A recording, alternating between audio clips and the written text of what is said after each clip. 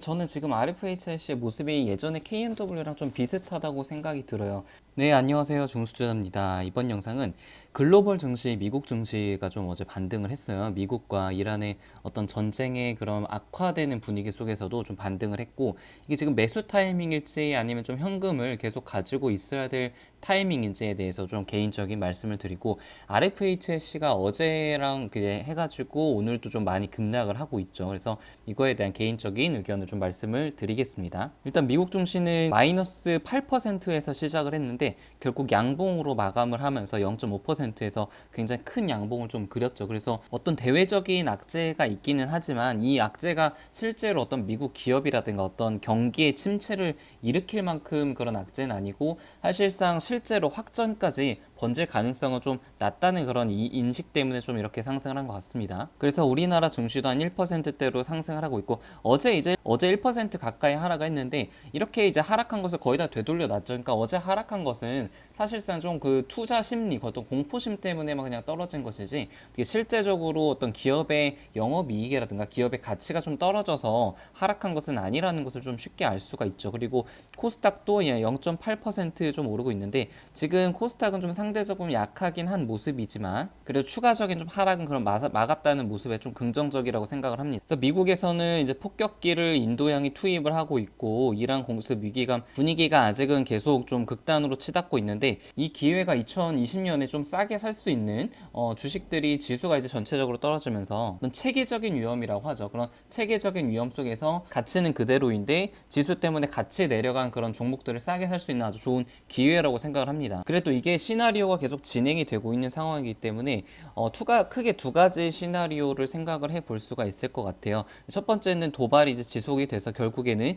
이라크 전쟁처럼 확전이 될 가능성도 없지는 않겠죠. 이럴 경우에는 당연히 시장이 단기적인 충격이 클 수밖에 없어요. 어제 이제 그렇게 긴장이 고조가 되니까 코스닥은 2% 정도 빠졌잖아요. 그러면은 만약에 전쟁으로 실제로 이어지게 된다면은 5% 넘는 그런 급락이 나올 가능성도 좀 있겠죠. 그럼 미 증시도 같이 좀 하락을 하겠고 코스피랑 코스닥도 마찬가지로 크게 하락을 할 가능성이 좀 있습니다. 근데 이제 결과적으로 봤을 때 이 전쟁이 우리나라 기업에 미치는 영향은 이전에 이라크전을 생각해 보더라도 이게 2003년도 한 3월 달에 전쟁이 발발이 됐으니까 이게 지금 코스피 지수거든요. 근데 550이었고 이때가 사실상 거의 이제 저점이고 그 이후로 2배 넘게 이렇게 올랐으니까 이라크 전에 있더라도 지수가 이제 거의 이제 2배 가까이 상승을 했죠. 그래서 만약에 이게 전쟁으로 이어진다고 하더라도 우리나라 지수는 이제 단기적으로는 전쟁이 일어날 때까지는 이렇게 좀 하락을 할 가능성이 있지만 그 이후에는 이렇게 급등할 가능성이 좀 있다고 생각을 합니다. 사실 두 번째 시나리오가 가장 현실성이 있는데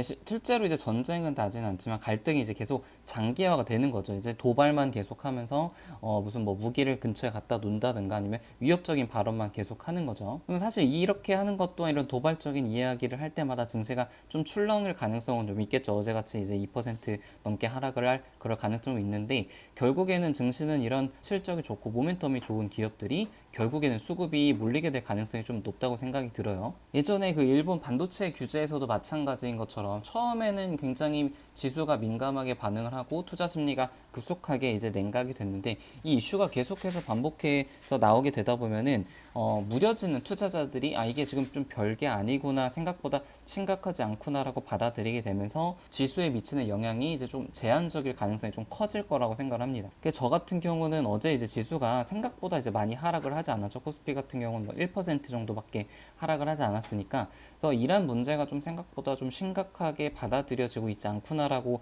판단을 했기 때문에 뭐 전체적으로 포트 비중을 크게 줄이지는 않았습니다. 오히려 몇 종목 같은 경우는 한 3, 4% 빠졌을 때 약간 좀 비중을 늘리는 그런 종목들도 좀 있었어요. 그래서 이제 결론적으로는 미래는 사실 아무도 알 수가 없죠. 이게 뭐 한 달 만에 끝날지 6개월 이상 갈지 아무도 알 수는 없지만 우리가 이제 미래를 계획은 할 수 있겠죠. 그래서 또 현명하게 판단을 하셨으면 좋겠고요. 그래서 오늘 이제 전반적으로는 그렇게 나쁘진 않은 것 같아요. 반도체가 그렇게 강한 모습은 아니고 5G는 이제 개별적으로 움직이고 있죠. 서진 시스템이라든가 이제 에이스테크는 7% 넘게 좀 오르면서 좀 좋은 모습을 보여주고 있는데 RFHLC가 한 5%, 6% 넘게 장중에 좀 하락을 했던 것 같아요. 그래서 이거에 대해서 좀 간단하게 말씀을 좀 드리면은 투자사에서 RFHLC의 어떤 올해 2020년 매출액을 조금 하향을 했습니다. 영업이익도 좀 하향을 하면서 목표가도 기존 한 54,000원에서 44,000원으로 상당히 좀 많이 내렸죠. 그래서 4분기 2019년 4분기 실적 원래 추정치보다는 50억 원이 좀 적게 나올 것으로 예상이 되고 있고,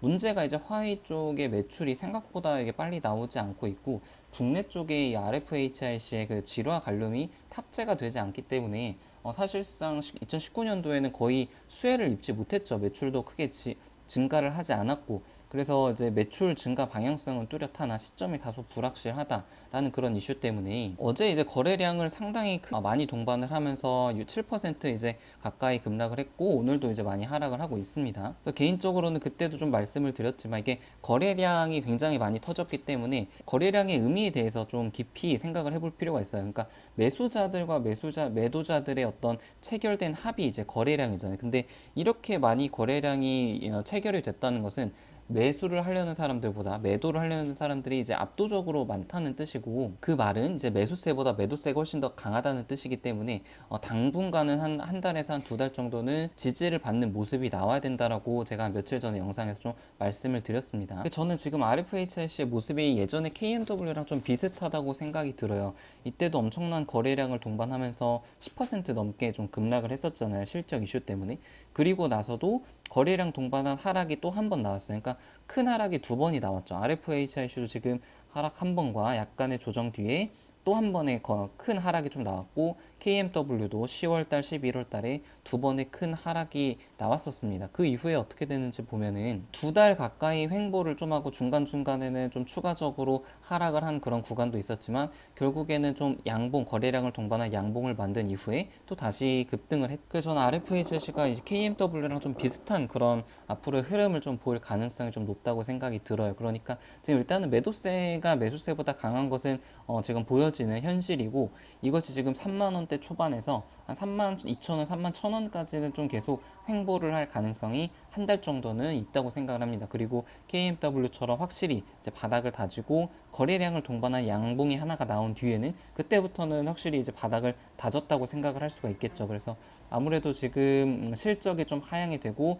레포트에서도 좀 부정적인 이슈들이 많이 나오기 때문에 확실히 투자 심리가 많이 좀 꺾인 것은 사실이에요. 지금 당장의 비중을 아주 크게 늘리기보다는 좀 바닥이 확인된 다음에 그 다음에 비중을 늘리는 것이 좀 좋지 않을까 하는 그런 생각입니다. 저 같은 경우는 거래량이 좀 동반되면서 하락할 때 비중을 한 30% 정도 줄였고, 오늘도 약간 한 10% 정도 비중을 다 조금 줄였습니다. 전부 다 매도한 건 아니고, 어차피 나중에 다시 바닥을 다지면은 또 오를 종목이기 때문에 이제 전량 매도는 하지 않고 있습니다. 개인적인 생각으로는 지금 이제 글로벌 증시가 전반적으로 반등을 하고, 오늘 코스피 코스닥도 좀 반등을 하긴 했지만, 지금 당장에 너무 빠르게 추격 매수를 하기보다 어제처럼 이제 2% 급락을 할 때 그때 이제 비중을 늘리면은 오늘 같은 날은 이제 손쉽게 수익을 낼 수 있는 그런 장이잖아요. 그래서 너무 이제 급하게 따라가기보다는 좀 하락을 하거나 좀 이런 그 대외적인 이슈 때문에 기업 가치랑 상관없이 하락을 했을 때 그때의 비중을 늘리는 것이 좀 좋은 생각이고 판단이지 않을까 하는 그런 생각을 해봅니다. 네, 이상입니다.